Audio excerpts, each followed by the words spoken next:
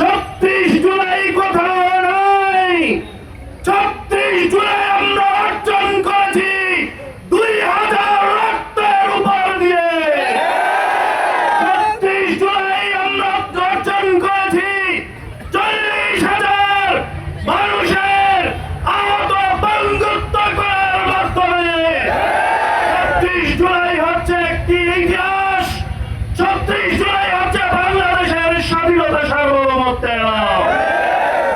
সাংবাদিক উপস্থিতি, আজকের দিনে স্বৈরাচার মুক্ত করার জন্য যেই 2000 ভাই শাহাদাত বরণ করেছেন, 40,000 আহত হয়েছে, তাদের বিচার আপনারা চান কিনা?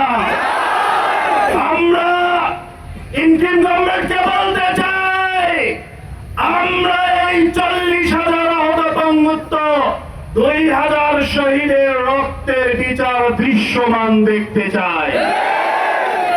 যে কারণে এতগুলো রক্ত নিয়ে ফেসিবাদের জন্ম হয়েছিল, বাংলাদেশে যেন আর কোন ফেসিবাদের জন্ম না হয়, আমরা সংস্কার দেখতে চাই।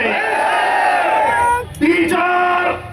দৈনিক বাংলাদেশ মিডিয়া, সত্যের সন্ধানে সারাক্ষণ।